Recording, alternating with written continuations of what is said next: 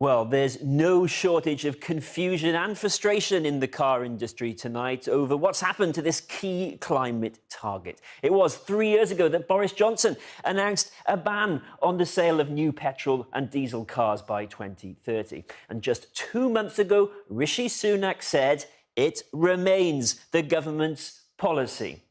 That promise sparked huge investment by the car industry over the last few years. And last month, Stellantis, which makes Vauxhalls and Peugeots, began to make electric vehicles in its Ellesmere Port plant after investing £100 million in the only UK factory producing just EVs, electric vehicles. Also last month, BMW pledged to spend £600 million making electric Minis in Oxford, reversing a decision to move production to China. Ford says it's invested £430 million across the UK on its electric vehicle range, including in its Halewood plant near Liverpool. Nissan has a £1 billion commitment to an EV manufacturing hub in Sunderland. And just 2 months ago, the Indian group Tata announced a £4 billion commitment to build one of Europe's largest EV battery plants near Bridgewater in Somerset. All of that investment has been accompanied by tens of millions of pounds from the government in subsidies, all with a clear expectation that the government would stick to its plan of banning new petrol and diesel cars by 2030. The industry wanted to know if it was going to spend billions of pounds making electric cars, that consumers would buy them.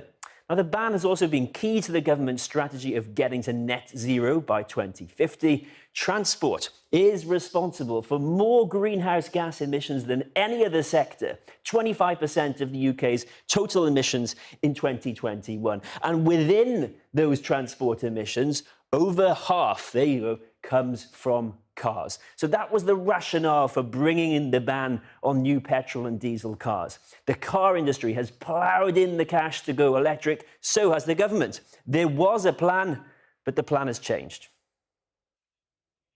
Well as cars, Rishi Sunak also announced an increase in the grant for heat pumps and scrapping plans to force landlords to make their properties energy efficient.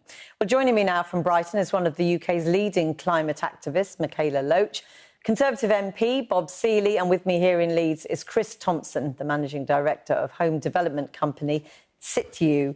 Now, Chris Thompson, your company is absolutely rooted in making us greener, in heading towards net zero. What did you make of today?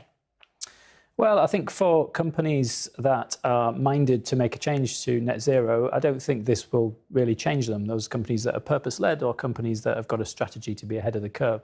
But I think there's a lot of companies that need regulation to drag their standards up. And I think this sort of message really sends out is slightly confusing and risks really people putting investment decisions back for tomorrow that they couldn't make today. I mean, you talk about the message, boiling down his message.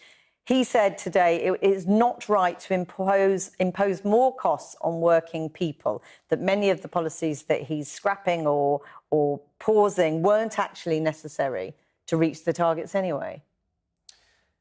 Well, I think the message in terms of cost to families and people is mixed. So there's an increase in grants for heat pump schemes, which is welcomed. But I think some of these heat pumps are actually commercially viable today. I think companies like Octopus announced last week that they've got heat pumps that can be comparative for a typical home with gas boilers. But I think the cost for families depends on the scenario. So if you take the retrofit, pushing back retrofit of homes, that will save landlords money, but the residents, the rental people that are occupying these properties, it'll cost them more in utility bills.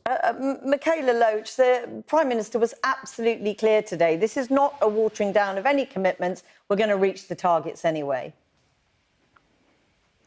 I mean, that's completely ridiculous. I think that Rishi Sunak is in denial both about the climate crisis and the cost of living crisis. These targets that we have in place, they aren't like abstract or arbitrary. They can't be massaged or relaxed. They are there so that we can ensure that we have a livable future.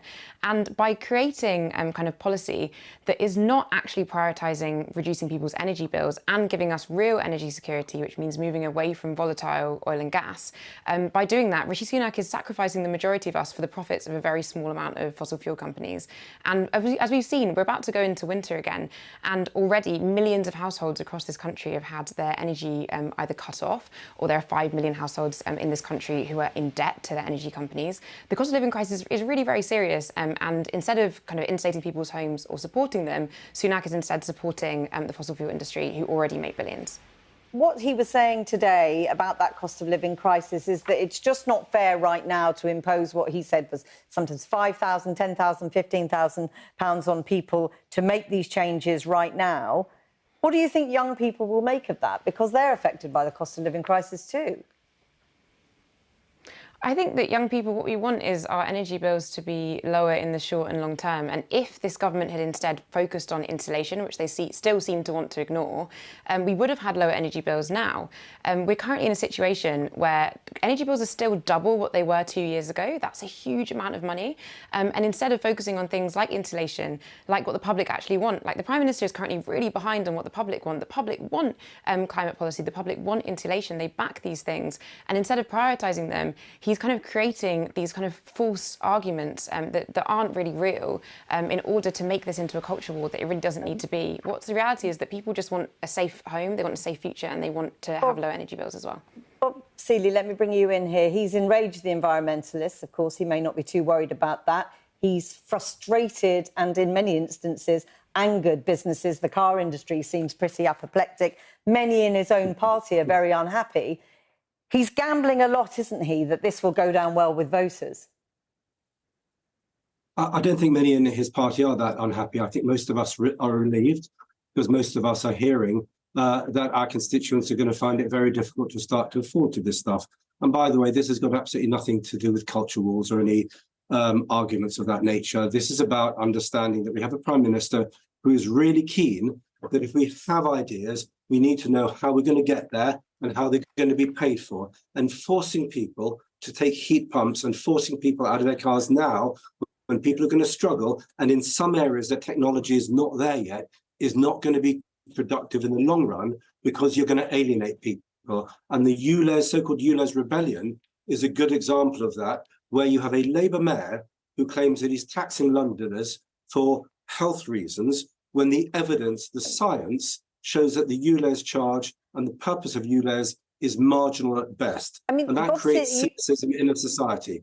I mean, you say it's not about culture wars. As we established at the top of this programme today, he stood there boldly scrapping policies that hadn't ever actually been made formal policies. He stood there talking about, we won't force people to have 7 bins. I've scrapped it. We won't interfere with the number of passengers in your car. I've scrapped it. This was populist politics at its very best, wasn't it? Sorry, I'm going to focus on the big picture stuff here. That if well, you he look didn't since in that instance. I think those are marginal points. And I think the central point of what he was saying is that we have gone further and faster in this country.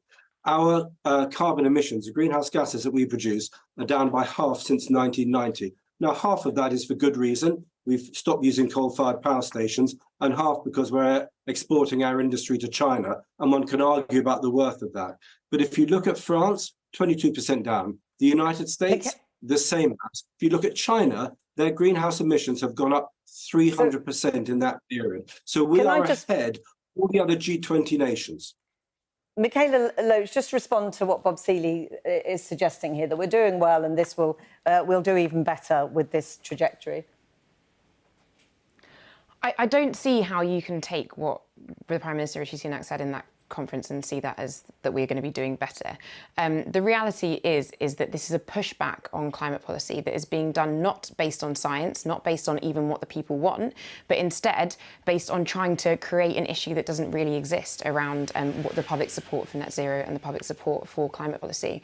What we actually need is to remove our dependency on gas. We're one of the countries in Europe that is most dependent on gas and is really, really far behind when it comes to heat pumps and other things that actually would support people's ability to be able to pay their energy bills or live in a safe and warm home.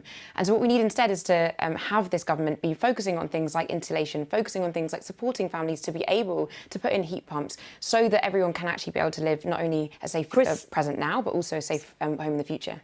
Chris Thompson, very briefly, I mean, are you confident that we will still meet the target? I think there's a lot of doubt around it, and it requires businesses and citizens to do everything they can to treat this like a crisis that it is. And so we need to galvanise behind that message, and we all each need to be doing more and going faster than we can. There are technologies that exist right now that are commercially viable, and we should be pushing those as fast as we can and incentivising those that are marginal in viability terms to reduce those costs. Bob Seely, there's obviously the environmental argument, which, we examine, but very briefly on the politics of this, Lord Deben, former chair of the Committee on Climate Change, says there's a bigger problem for the government. No one will believe them on any commitment going forward. Very briefly, if you would. I disagree. We have to take people with us, and that's what we're going to be doing. I'm delighted that we've had this conversation this evening. I'm delighted that Rishi has said what he said, because actually it makes it more likely that we can take people with us and achieve these goals. Bob Seely, thanks to all of you.